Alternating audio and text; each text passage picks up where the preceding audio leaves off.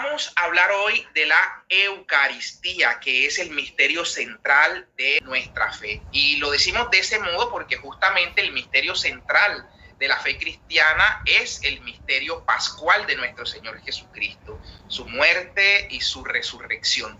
Y la Eucaristía es justamente la actualización de ese misterio pascual del Señor. En la Eucaristía, en la liturgia eucarística, nosotros hacemos presente en el hoy litúrgico aquel único sacrificio de nuestro Señor Jesucristo en la cruz.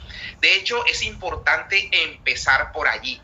No se trata la Eucaristía, como a veces se nos juzga equivocadamente, que es otro sacrificio que la Iglesia día tras día está sacrificando una y otra vez al Señor Jesucristo, que como dice la Escritura, murió una sola vez y para siempre. Eso está absolutamente claro. La Eucaristía no se trata de un nuevo sacrificio, sino propiamente de la actualización en la liturgia de aquel único sacrificio de nuestro Señor Jesucristo. De hecho, San Agustín dice algo muy importante. Él habla del totus Christus, del Cristo total.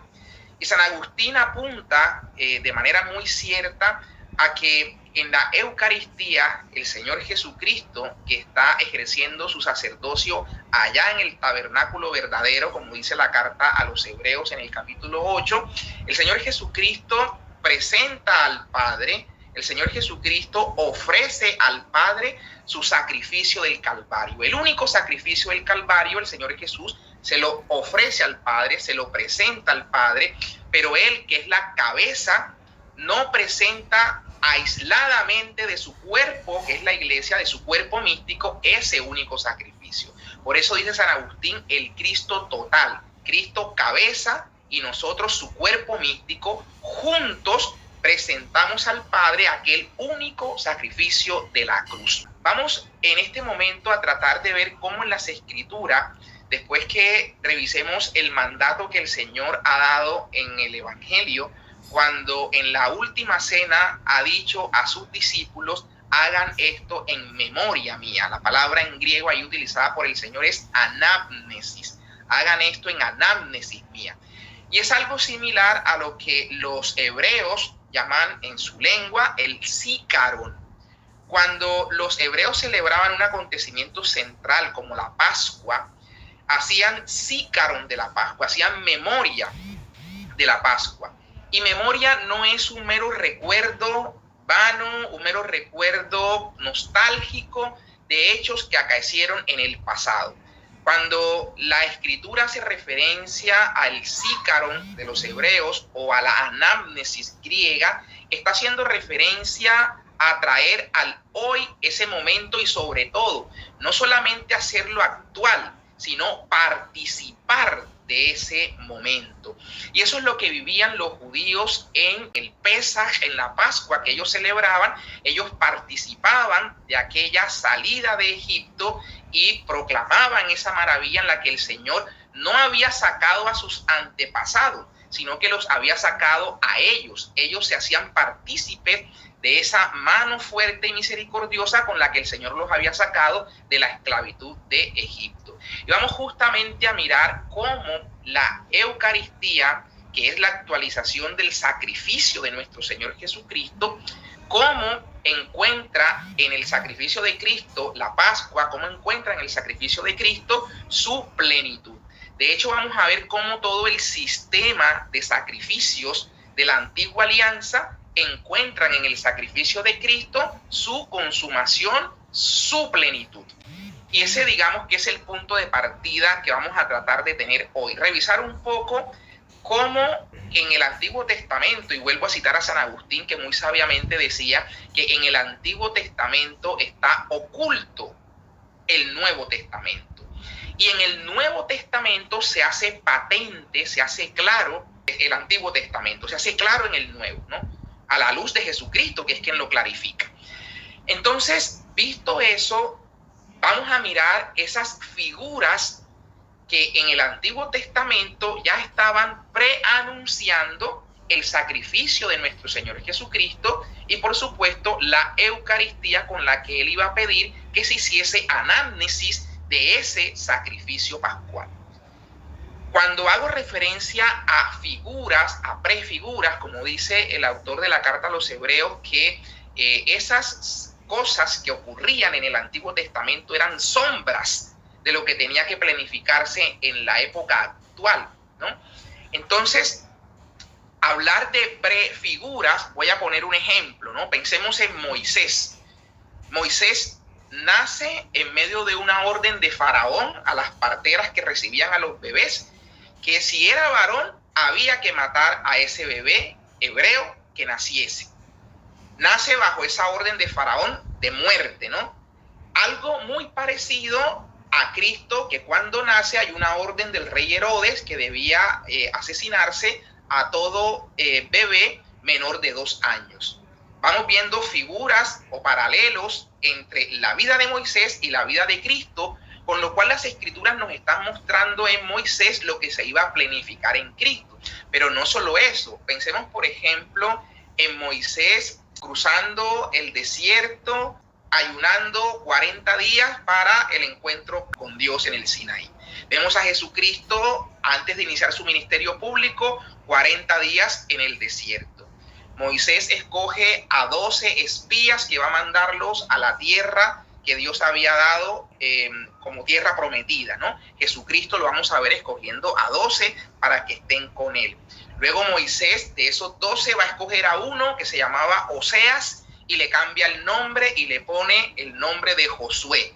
Y lo pone al frente del pueblo para que lo lidere y lo lleve hasta la tierra prometida. Jesús también va a escoger de entre sus 12 a uno que se llamaba Simón y le va a cambiar el nombre y le va a poner Kefas, que significa piedra, Pedro, y lo va a poner al frente de su iglesia para que la lidere. Y en él, ¿no?, sus sucesores van a seguir esto perennemente hasta la parucía de nuestro Señor, liderando a su iglesia, al pastor universal de su iglesia. Así vemos también que Moisés escoge a 70 para que le apoyen, para que le ayuden en su misión. El Señor va a escoger también, dice uno de los evangelistas, 70 que va a mandar de 2 en 2.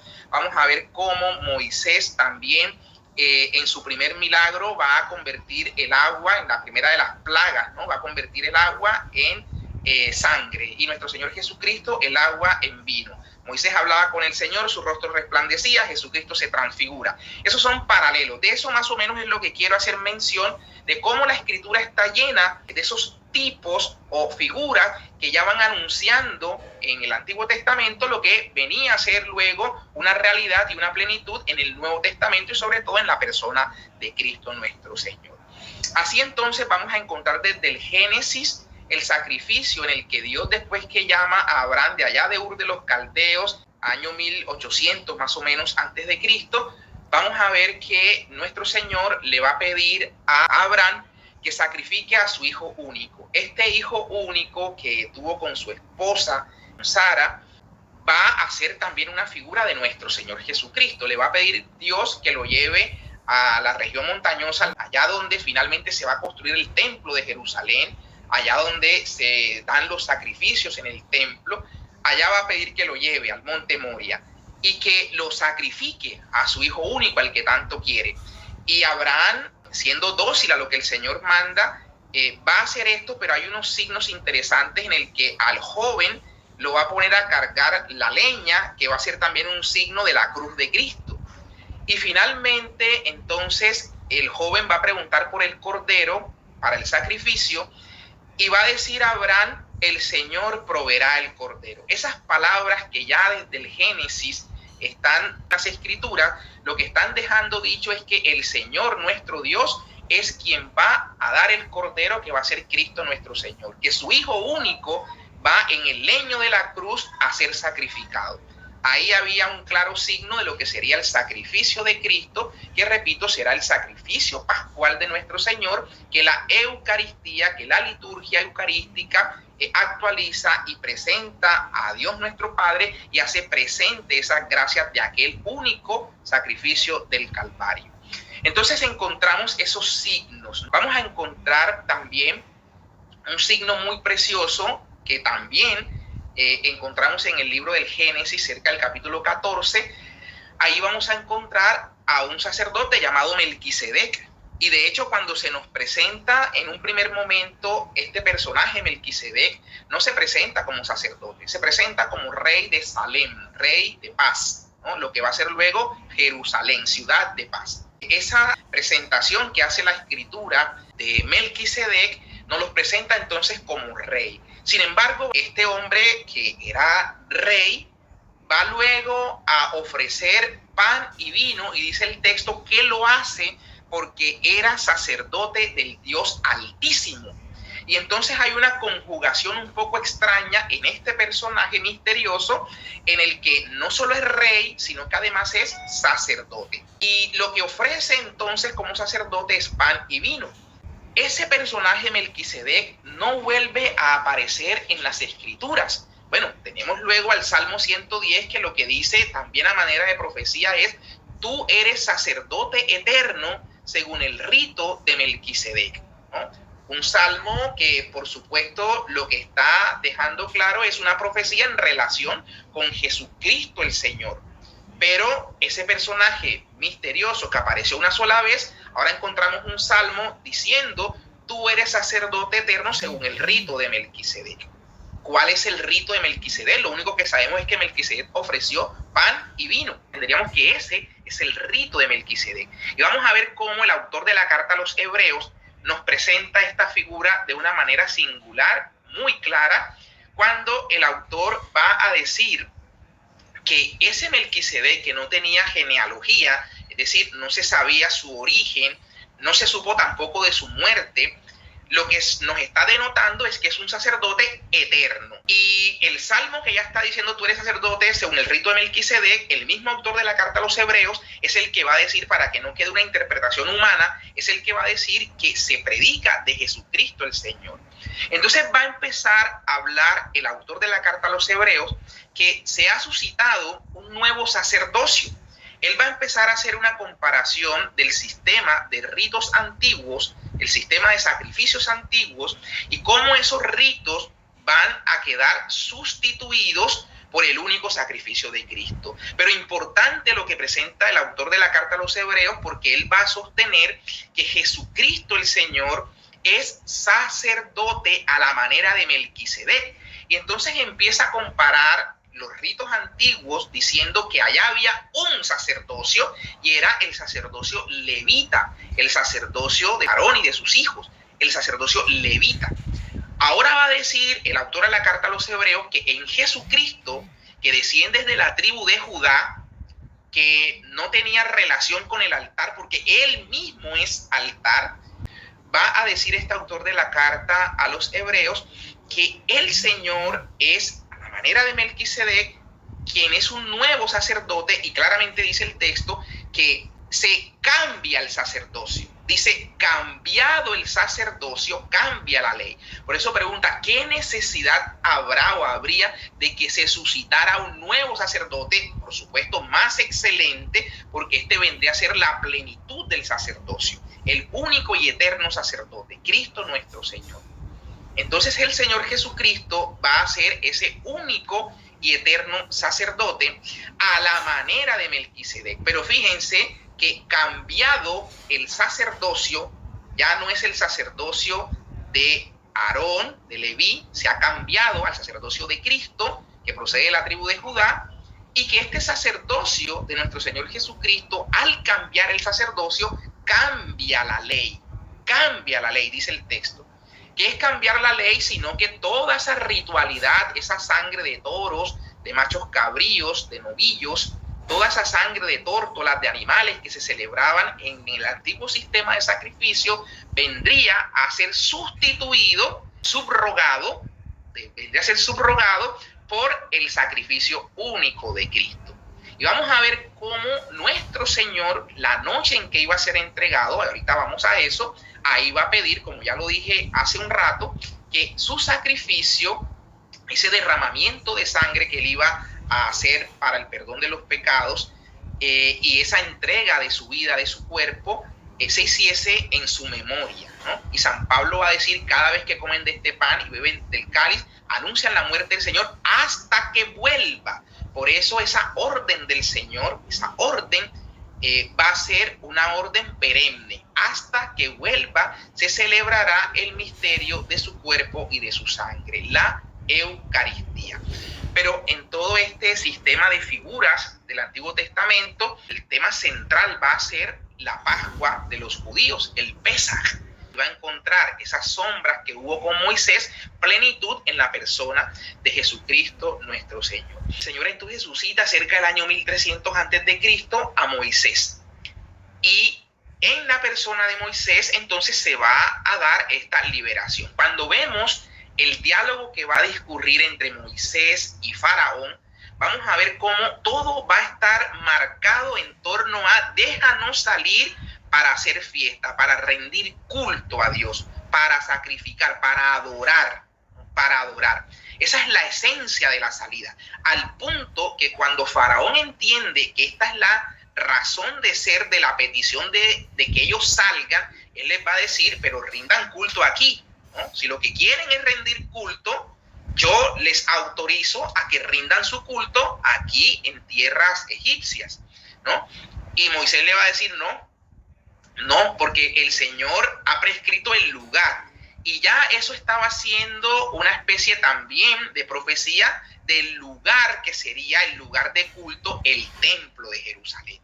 El templo que no es cosa distinta a una réplica del verdadero tabernáculo que está en el cielo. Y allá es donde vamos a llegar con la Eucaristía. Como nuestro Señor Jesucristo, y quiero anticiparlo para que vean hacia dónde vamos, como nuestro Señor Jesucristo en la cruz del Calvario, donde es inmolado, como Él, como sumo y eterno sacerdote, al romperse el velo, tiene que ir al cielo, o sea, al tabernáculo verdadero, al verdadero santo de los santos, para allá expiar con la sangre de su sacrificio nuestros pecados. O sea que la sangre que se derrama en el altar de la cruz, esa sangre, como se hacía en el día de la expiación, el sumo sacerdote tenía que entrar al santo de los santos y untar el propiciatorio con sangre. Eso es lo que tenía que hacer para expiar los pecados del pueblo. El Señor Jesucristo es lo que va a hacer cuando es inmolado en la cruz y luego entonces, roto el velo, sube al cielo para administrar los efectos de esa inmolación que tuvo lugar fuera del templo, ¿no? Que tuvo lugar aquí en la tierra. Ahora ha entrado al templo para administrar. Por eso la carta a los Hebreos va a decir que el Señor es leíto urgo, ¿no? Ministro de estas cosas celestiales allá en el tabernáculo verdadero, donde Jesucristo está ejerciendo, porque dice también la carta a los Hebreos que Él es sacerdote y que todo sacerdote ofrece sacrificios y dones por el pueblo. De tal manera que Él, el Señor, que es sacerdote también, dice el texto de la carta a los Hebreos, Él tiene siempre algo que ofrecer, si no, no fuera sacerdote. Si el Señor Jesucristo es sacerdote, entonces tiene algo que ofrecer. Y lo que ofrece el Señor es su único sacrificio, que hizo una vez y para siempre. Por eso, para siempre, el Señor está ofreciéndole al Padre ese único sacrificio del Calvario como sacerdote. Por eso decíamos hace un rato que el Señor ofrece su sacrificio, no solo Él como cabeza, sino junto con nosotros su cuerpo místico. Por eso vamos a ver una nota litúrgica en la misa, en lo que se conoce como la doxología final. Doxa es una palabra griega que significa alabanza, gloria. En la doxología final, el sacerdote, levantando el cuerpo y la sangre del Señor, va a decirle al Padre, por Cristo, con Él y en Él. ¿Por qué dice por Cristo? Porque ahora todo lo hacemos por medio de Cristo. El camino al Padre es Cristo. Yo soy el camino, la verdad y la vida. Nadie viene al Padre sino por mí. Por esa razón, por Cristo es que llegamos al Padre. Pero también, muy hermosamente dice la doxología final con toda sabiduría, va a decir por Cristo con Él, con Él. ¿Cómo así que con Él? Claro, porque Él, el Señor sacerdote en el tabernáculo verdadero, está ofreciéndole al Padre ese único sacrificio del Calvario. Pero nosotros, su cuerpo místico, repito, y en eso quiero redundar, su cuerpo místico está unido a la cabeza ofreciendo al Padre. Por eso decimos con Él. Pero también decimos en Él. Otro gesto litúrgico precioso es lo que va a pasar en lo que se conoce en la liturgia como la mezcla. En la mezcla nosotros vemos que cuando se están preparando los dones sobre el altar, que se le llevan al sacerdote las vinajeras, el sacerdote hace un vertimiento de la vinajera con el vino en el cáliz, ¿no? Y luego unas gotitas, unas pequeñas gotitas de agua se vierten en el cáliz con el vino. Y el sacerdote en secreto, no lo escuchamos nosotros, pero en secreto el sacerdote va a decirle al Padre que nos permita participar de la naturaleza divina de aquel que se dignó participar de nuestra naturaleza humana. El agua, así como esas gotitas de agua caen y se pierden y se mezclan con el vino, se vuelven vino realmente, así nosotros, la asamblea representada en esa agua, nuestra humanidad, se mezcla con la divinidad de Cristo para ofrecernos junto con Él al Padre. Por eso San Pedro habla de que nosotros participamos de la naturaleza divina de Jesucristo. Y este gesto que he dicho, donde se hace esta mezcla y el sacerdote ora en silencio, pidiéndole al Padre que nos permita participar de la naturaleza divina de aquel que se dignó participar de nuestra naturaleza humana. Ya San Cipriano de Cartago, hablamos cerca del año 250, ya San Cipriano hace una referencia muy hermosa a esto, diciendo que cuando en la liturgia, si se presentara únicamente el vino, es como si se presentara únicamente Cristo y su divinidad. Nosotros no estuvimos presentes en el sacrificio. Y lo contrario, si lo que solo habría agua es una asamblea sola sin Cristo. Entonces es importante entender esto porque Cristo, después de ser inmolado en la cruz, Él, roto el velo, entra al Santo de los Santos para ejercer su sacerdocio en el tabernáculo verdadero y lo hace con la iglesia, con su cuerpo místico que es la iglesia, no la cabeza sola. Eso es importante entenderlo. Ahora bien, cuando entonces los israelitas finalmente salen, y yo les contaba que como Moisés insistía en que el salir era para rendir culto. De hecho, cuando uno mira la señal que Dios nuestro Padre le dice a Moisés que le va a dar, es una señal muy extraña. Le dice que aquí en este lugar rendirán culto. O sea, todo está supeditado al culto. Y vemos que justamente toda la conversación va dirigida a ese punto, tanto que el Señor entonces dice cuál es el lugar de culto al que va a rendirse. No era como quería Faraón que rindieran culto en las tierras egipcias. Ellos tenían una orden porque el Señor les había dicho dónde era que se iba a rendir el culto. Y luego iba a decir dónde era el lugar donde se iba a construir el templo, ¿no? Y bueno, y así vemos cómo Moisés sigue insistiendo en representación del pueblo que les permita la salida. Va a decir que permita la salida de toda la asamblea, de todo el pueblo, y Faraón se niega, va a decir que salgan solo los hombres, que se queden las mujeres, que se queden los niños, y Moisés dice, no, es que es toda la asamblea. Y eso es un punto importante para entender también que todos estamos llamados al culto, todos, los niños, los ancianos, los adultos, mujeres, hombres, estamos llamados a rendir culto, el culto que Dios prescribe, no el culto que el hombre se idea o se inventa. Cuando el hombre inventa su propio culto, termina en idolatría. Vemos, por ejemplo, que en el desierto justamente pasa eso. Dios va a prescribirle el culto al pueblo y el pueblo, mientras el Señor le está dando las instrucciones a Moisés, ya se ha inventado su culto y fundieron oro, hicieron un becerro y adoraron a este becerro. Termina el ser humano cuando hace el culto a su manera, rindiéndose culto a sí mismo o rindiendo culto a otro, pero no a Dios. Por eso también la importancia de la liturgia en la iglesia. Cuando la liturgia se menoscaba, y puede ser sacerdote, como dice la Redención in Sacramentum, censura justamente eso. Dice que el misterio eucarístico es muy grande para que alguien se permita tratarlo a su arbitrio. Y cuando se trata a su arbitrio, realmente aquel que lo trata a su arbitrio está rindiéndose culto a sí mismo.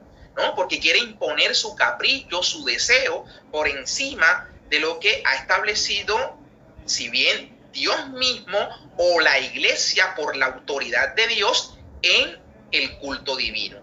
Entonces es importante entender que Dios ha prescrito en la antigua alianza cuál era el culto, y Cristo ha dicho: hagan esto en anámnesis mía, en memoria mía. Ha pedido que ese sea el culto de la nueva alianza, que se ofrezca su cuerpo y su sangre, la Eucaristía, como culmen del culto cristiano, como dice la Sacrosanctum Concilium, ¿no? Como centro y culmen de nuestra vida cristiana, fuente y culmen de nuestra vida cristiana. Entonces, sigo en el diálogo de Moisés con Faraón, en el que se trató de limitar la asamblea que iba a rendir culto. No, Dios ya sabía cuál era la asamblea y eran todos los que tenían que rendir culto. Toda esa asamblea iba a pasar por el Mar Rojo, dice San Pablo, como una figura del bautismo, ¿no? Entonces todos iban a ser bañados, iban a ser bautizados, todos. Y resulta que en esa conversación también llega un momento donde Moisés le está pidiendo que les permita salir, y le dice Faraón que deje los animales. Entonces se vayan ellos, pero que dejen los animales. Y Moisés va a decirle: no, es que no sabemos si justamente los animales son los que vamos a ofrecer en el culto que se nos va a prescribir. Entonces ya ahí se está hablando de la materia del culto. En este caso era el sistema de sacrificios, que luego vemos cómo se prescribe tanto en el libro del Éxodo como en Levíticos. Vamos a encontrar ese sistema de culto, ese sistema de sacrificio. Vamos a encontrar allí el holocausto como tal, la minjá o la ofrenda de flor de harina, de la que vamos a ver más adelante, como San Justino Mártir va a decir que esa ofrenda de flor de harina que se prescribía para aquel que quedaba limpio de la lepra era un tipo, una figura de la Eucaristía en la que se actualiza el sacrificio de Cristo, ¿no? Entonces eso lo va a decir San Justino Mártir en su diálogo con Trifón, en el numeral 41. Y así vamos a encontrar entonces a Moisés tratando de pedir que el pueblo sea liberado. Bueno, vamos a encontrar también cómo el pueblo le ofrece joyas, cuestiones de oro para con ellas construir los vasos sagrados, etcétera, y todo lo que va a hacer, todo gira alrededor del culto, que repito, va a encontrar su plenitud luego en el culto de la nueva alianza, que sería el sacrificio de nuestro Señor Jesucristo y lo que Él ordena, ¿no? Que se haga anámnesis de ese sacrificio de Él. Así entonces, cuando el pueblo sale, el Señor entonces va a prescribir el sacrificio del cordero y va a dar las especificaciones, ¿no? Como este cordero macho, de 1 año, sin defecto, sin que se le rompa un hueso, cómo debía ser este cordero sacrificado. Y no solo debía ser sacrificado, su carne debía ser comida, y también a esto le acompañaban los panes ácidos, ¿no? Y cómo la sangre de este cordero debía ser rociada en las jambas de las puertas de los hebreos, para que el ángel, al pasar, de ahí viene el Pesaj, ¿no? Algunos dicen, no, Pascua significa el paso por el Mar Rojo. Puede ser, pero realmente era el Pesaj, que Dios pasaría y saltaría las puertas que estuviesen untadas de sangre, ¿no? Su ángel exterminador pasaría de largo en aquellas puertas que estuvieran marcadas, ¿no? Con la señal, en este caso la sangre, sobre las jambas. Eso es lo que se va a pedir. Entonces, el sacrificio de la Pascua, vamos a ver que es justamente ese sacrificio pascual el que nuestro Señor Jesucristo, la noche en la que instituye la Eucaristía, está celebrando. Obviamente aquí podríamos entrar en una disertación, porque Juan pudiese incluir un elemento, dijéramoslo así, de confusión, ¿no? En el sentido que los evangelistas sinópticos van a poner la cena del Señor el día en que se inmolaban los corderos. El mismo día en que el cordero era inmolado, la cena se daba sobre la víspera, y ese sería el día en el que el Señor está cenando con sus discípulos, comiendo la cena de Pascua.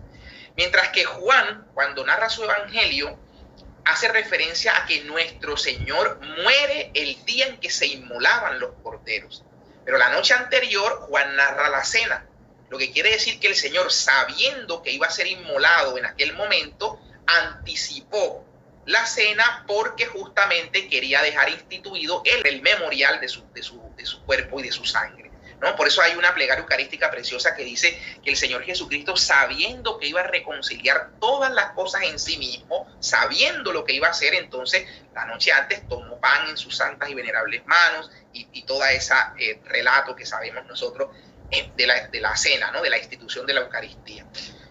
Pero más allá de eso, de que si la fecha es el momento mismo en que se inmolaban los corderos, el día en que se inmolaban los corderos, o que si fue el día anterior, más allá de eso, lo cierto es que los evangelistas, fíjense cómo ponen el pan, cómo ponen el vino, cómo dan pistas sobre otros elementos, pero el cordero, nadie habla del cordero.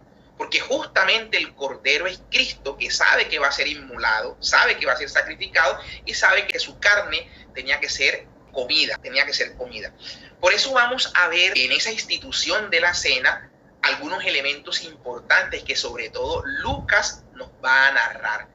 Los judíos, y entendemos que así lo estaba haciendo el Señor con sus discípulos, celebran el Pesaj, la comida, la cena de Pascua, la van a celebrar con lo que ellos llaman el seder de la Pascua, ¿no? El ritual de la Pascua.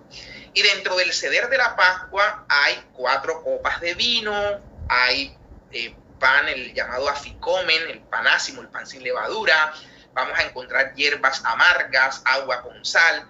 Por eso vamos a encontrar a veces algunas expresiones que pueden parecer raras. Fíjense que la exégesis se partía la cabeza, digámosle así, viendo que Lucas habla de una copa, después que toman esa copa y la pasan, Lucas al hablar del pan vuelve a hablar de otra copa. Entonces cualquiera dijera, parece que hay como que un versículo de más, porque hay una copa, luego viene el pan y luego viene otra copa. No, y resulta que en el seder de Pascua lo que está narrando Lucas es que están en el ritual judío. Y entonces en ese ritual judío teníamos 4 copas mezcladas con agua. Y justamente la tercera copa, la llamada copa de la redención, es la que el Señor Jesucristo estaría bendiciendo. Porque el texto es muy claro en decir, pero primero quiero decirles ahorita que tocaba el tema de todos estos signos que se encuentran y que tienen precisamente un gran valor, un gran significado. Vamos a encontrar cómo en esta cena de la Pascua, en el Evangelio se está diciendo que el que moja conmigo en el plato. ¿Qué querrá decir el Señor que el que moja conmigo en el plato? Claro, ¿qué mojaban en el plato? 2 cosas, ¿no? Había agua de sal y echaban hierbas amargas. El agua de sal significaba las lágrimas que ellos habían vertido cuando eran esclavos. Pero también estaba la llamada salsa jaroset, una salsa que es color ladrillo, y allí el pan ácimo se untaba en esa salsa jaroset también, y esa salsa les recordaba que ellos eran esclavos y que hacían ladrillos en la esclavitud, ¿no? Entonces todo tiene una significación en el ritual judío como lo tiene en nuestra liturgia eucarística. Y en ese sentido encontramos allí, después de la bendición, después que bendice la copa y se ha bendecido el pan, o sea, y dice después que hubieron comido, ellos se levantan de la mesa y se van a Getsemaní, ¿no? Pero el evangelista pone una expresión, dice, cantados los salmos, o sea, el gran Jalel, que eran los salmos 113 al salmo 118, cantado el gran Jalel, ellos se levantan y se van a Getsemaní. Esto quiere decir que si se levantaron cantando el gran Jalel, esto quiere decir que todavía no se habían tomado la 4ª copa. Scott Hanks tiene un libro muy bonito que justamente se llama La 4ª copa. Se lo recomiendo para que en ello profundice. Y ese levantarse en medio o terminado el gran Jalel e irse faltando la 4ª copa, vamos a ver cómo el Señor empieza a orar: Padre, si es posible que pase de mí este cáliz, pero que no sea mi voluntad sino la tuya. Y así por segunda vez: Padre, si es posible que pase de mí este cáliz, pero que no sea mi voluntad sino la tuya. Padre, si es posible que pase de mí este cáliz, pero que no sea mi voluntad sino la tuya. Bueno, y una insistencia en esa oración, ¿cuál era el cáliz al que el Señor se refería? Ya cuando la madre de los Zebedeos, de Juan y de Santiago, le habían pedido al Señor que uno se sentara a su izquierda y otro a su derecha, el Señor les había dicho, ¿ustedes acaso van a ser capaces de beber el cáliz que yo voy a beber? Se estaba refiriendo a su muerte. Entonces sabemos que cuando se hace referencia al cáliz, el Señor está pidiendo que pase es su muerte. Y resulta entonces que esa cuarta copa es la que el Señor va a beber cuando ya está en la cruz. Y allí entonces le ponen en la boca vinagre amargo y dice el Señor, todo está consumado, todo está consumado. ¿Qué está consumado? Está consumado el ritual de la Pascua, el ceder de la Pascua. Quedó consumado en la cruz del Calvario. Por eso nosotros en la Semana Santa, en el Triduo Pascual, si bien el Triduo Pascual arranca el viernes, sería viernes, sábado y domingo, de todas formas la misa vespertina de la Cena del Señor, que es el jueves, ya está en la víspera de ese viernes. Y por eso hay una unión allí indisoluble entre la cena y el sacrificio del Calvario. Por eso vemos que la misa del jueves no culmina, ¿no?, con la bendición y se acaba, porque es todo un triduo, es todo un triduo. Y la iglesia lo que está remarcando es eso, la unión que hay entre la cena de Pascua y el sacrificio de la cruz, el sacrificio del Calvario, que como decía hace un rato, ese sacrificio va a terminar en el lugar santo donde el Señor lleva su sangre al cielo para expiar los pecados de la humanidad, nuestros pecados, ¿no? En el tabernáculo verdadero, repito. Entonces, esos signos que encontramos en la cena de Pascua van justamente a ratificar que nuestro Señor Jesucristo vino a instituir algo novedoso, ¿no?, algo nuevo, y era justamente este sacramento de su cuerpo y de su sangre. Por eso ahí el Señor va a pedir, hagan esto en memoria mía. Y si miramos nosotros el lenguaje que utiliza nuestro Señor, es un lenguaje estrictamente sacrificial.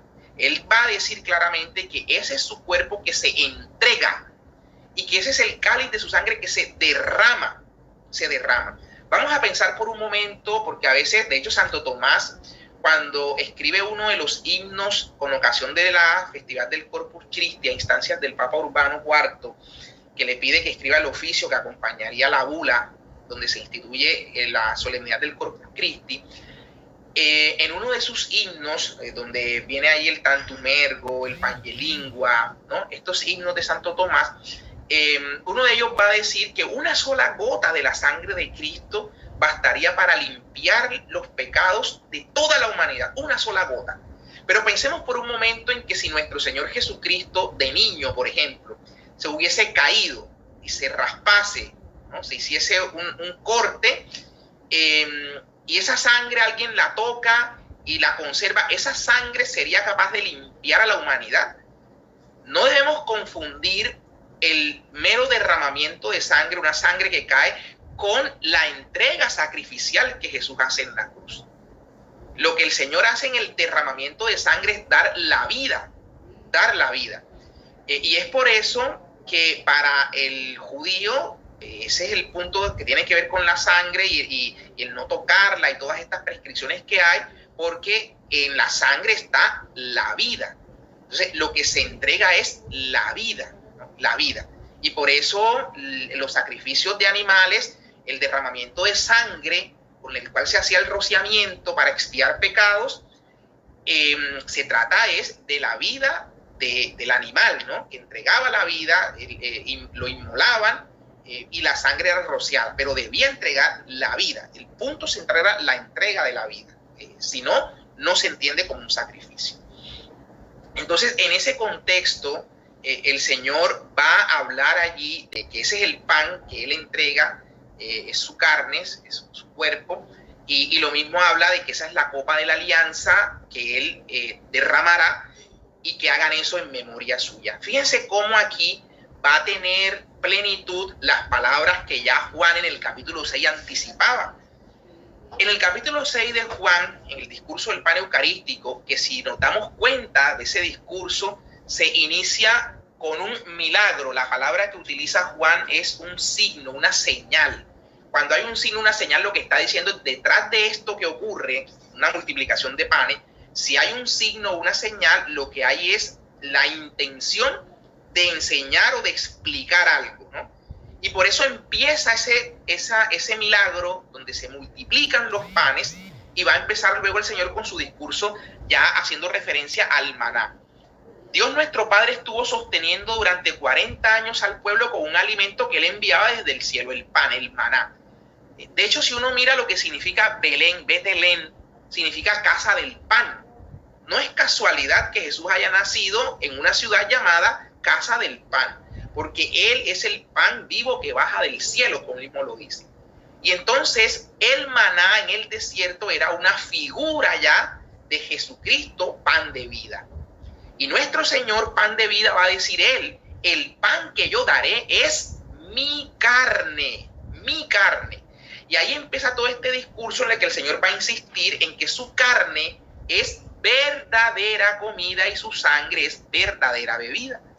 Sabemos que las palabras que se van a utilizar, por lo menos en las que enfatiza Juan aquí en el griego, va a ser la palabra phage inicialmente, pero cuando empieza esta reticencia de los judíos, que empiezan a murmurar, como murmuraron allá en el desierto, ellos empiezan a murmurar, el Señor hace el énfasis, o por lo menos Juan pone de presente el énfasis cambiando la palabra phage por la palabra trogón, para dejar en claro que se trata de comer, de roer, de masticar el cuerpo del Señor. Entonces el Señor hace el énfasis en que se trata de eso. Y fíjense cómo un grupo de discípulos le es fuerte esta palabra. O sea, como la Eucaristía, así como la cruz, cuando el Señor ha pedido cargar su cruz, la cruz es signo de reticencia a lo que Cristo nos pide hacer. Rehuimos de la cruz, ¿no? Porque queremos una vida cristiana en la gloria siempre, sin pasar por la cruz, ¿no? Entonces, así como la cruz es ese signo de reticencia, lo mismo lo es la Eucaristía. Como muchos, cuando el Señor habla de su cuerpo y de su sangre, dicen que desde ese momento dejaron de seguirlo, porque eran palabras muy duras, ese lenguaje era muy duro.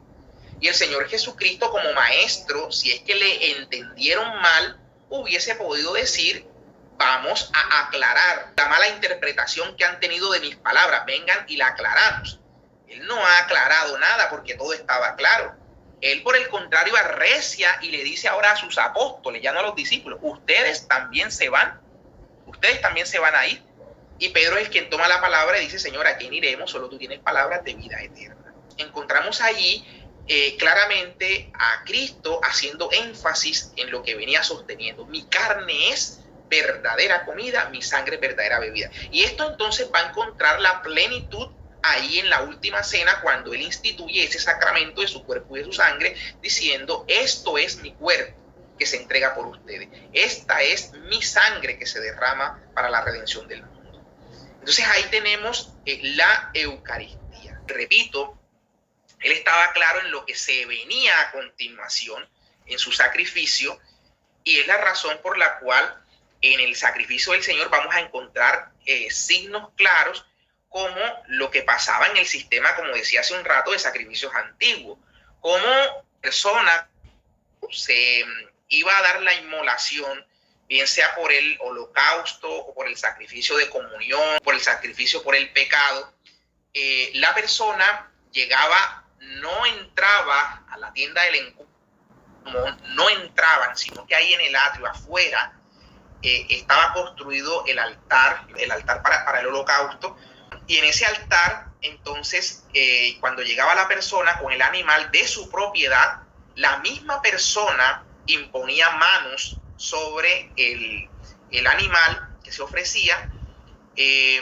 La razón principal de poner las manos era más que todo dejar en claro que era de su propiedad. Pero también puede entenderse que era una especie, pudiese uno decir, de sustitución o de transferencia como del pecado, ¿no? Se pudiese entender así.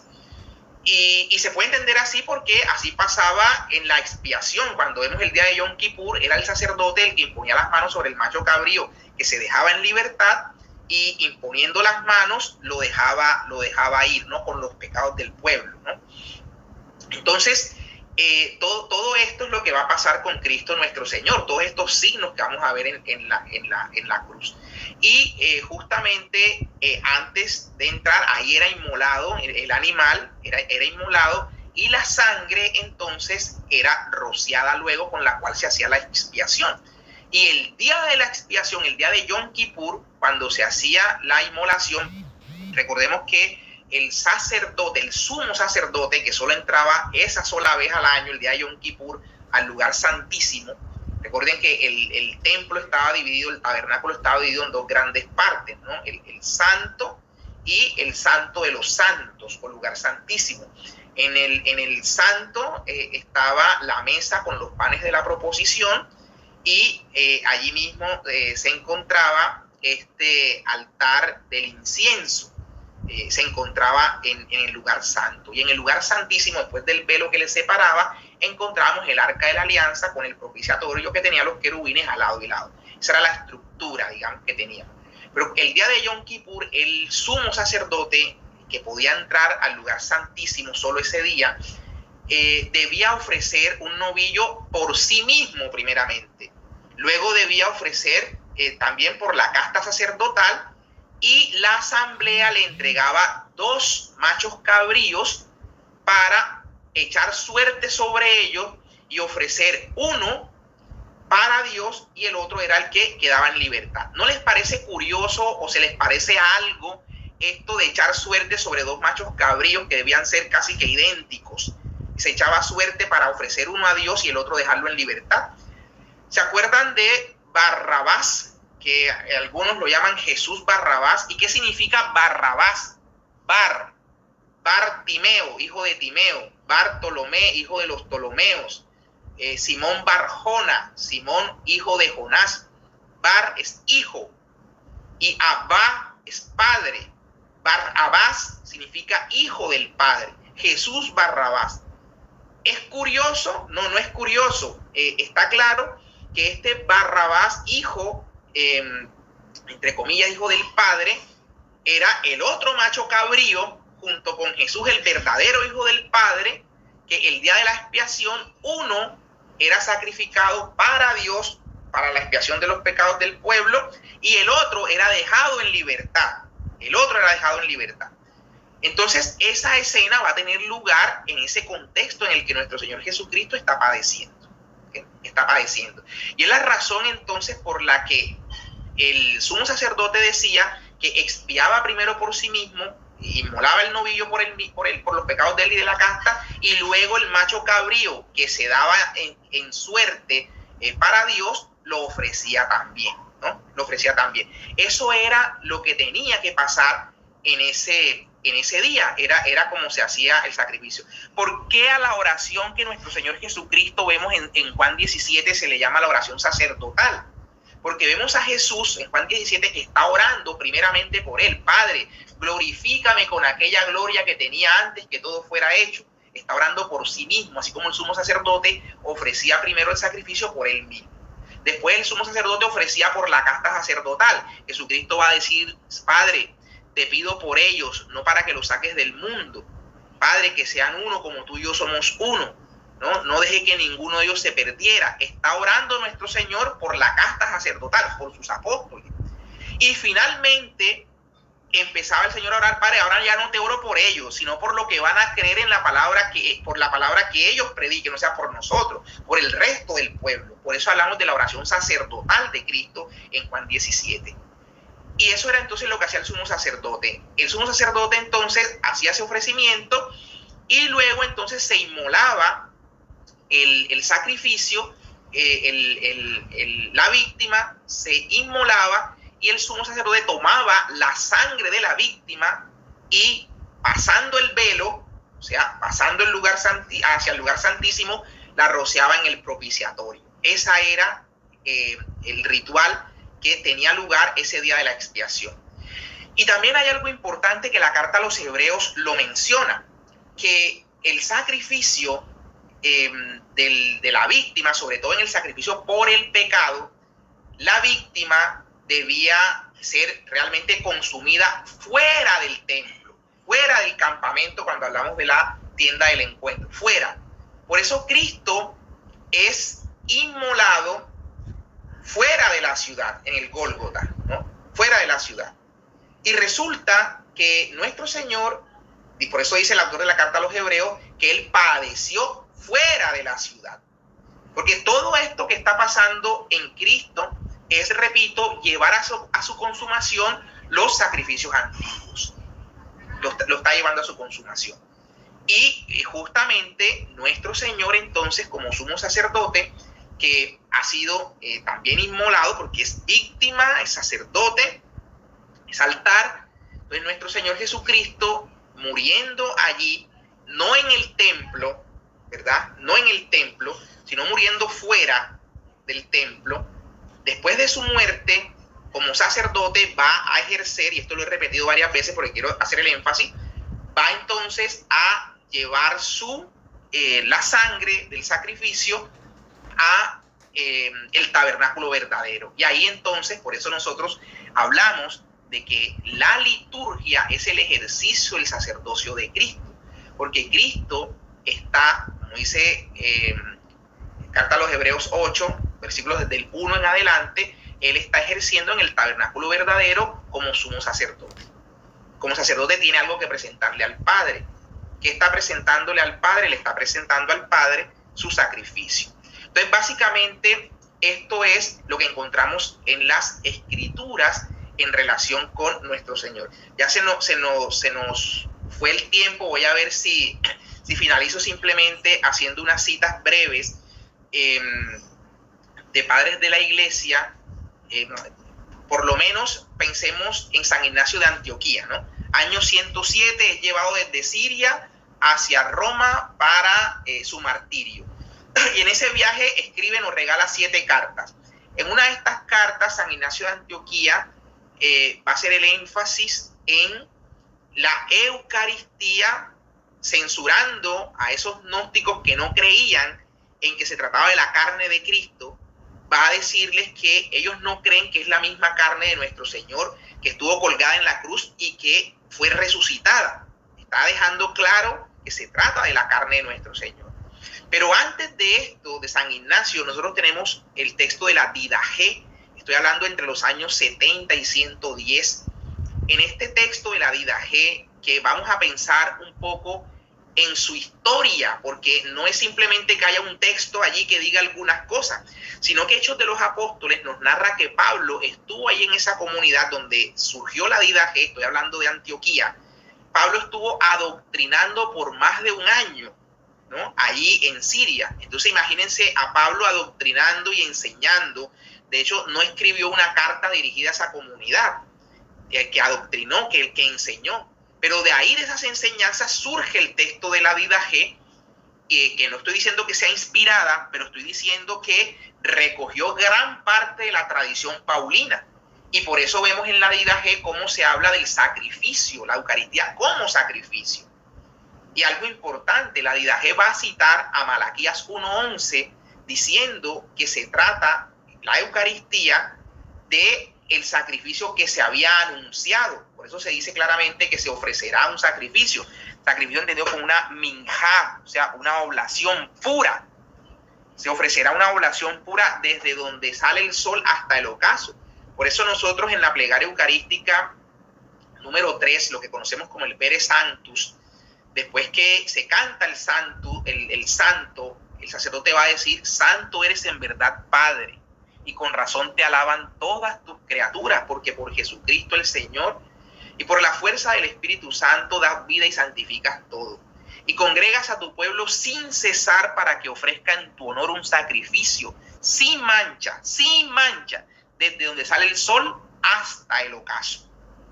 O sea, cómo la liturgia recoge no solo lo que dice la Didaché sobre el sacrificio, sino lo que la Didaché claramente sostiene que era la creencia cristiana primitiva que viene del profeta Malaquías. Ya se anunciaba el sacrificio, ya se anunciaba la Eucaristía. Y así tenemos entonces, insisto, en que el mismo San Ignacio de Antioquía hace referencia a que se celebre una sola Eucaristía, dice él, porque uno solo es el cáliz del Señor, uno solo es el pan del que comemos. Uno solo es el obispo, dice San Ignacio de Antioquía. ¿Ya? Y también habla que la única Eucaristía válida es la que celebra el obispo o a quien éste haya delegado. Y en el 155 tenemos a Justino Mártir. Como Justino Mártir, en su apología al emperador a Antonino Pío, le va a escribir defendiendo a los cristianos porque éramos acusados de caníbales, ¿no? Porque pues recuerden ustedes que no es como hoy que cualquiera va a la misa y punto, ¿no? Antes solamente los bautizados les era permitido comulgar, asistir a la celebración. Y entonces llegaba un punto donde nadie conocía qué era lo que hacían los cristianos. Y era como muy reservado lo que hacían los cristianos. Y se empezó como se sabía que comían carne, que bebían sangre, se empezó a llevar un rumor de que estos como que son caníbales, ¿no? Y le tocó a Justino Mártir presentarle una defensa ante el emperador. Y ahí, si ustedes ven, describe toda la estructura de nuestra celebración eucarística, ¿no? El día que se llama del sol en ese momento, el domingo, ese día nos reunimos y cuenta toda la celebración, ¿no? Que se leen las memorias de los apóstoles, luego el que preside las explica para que se entiendan, o sea, ahí ya habla de la liturgia de la palabra, y luego cómo se le lleva a el que preside agua mezclada con vino, ya estamos hablando de la presentación de dones, otra parte de la celebración, y luego pues se habla de que se hace una plegaria extensa, o sea, la plegaria eucarística, la anáfora, y luego habla de los elementos eucaristizados, que estos son, no los recibimos como alimentos comunes y corrientes, ¿no?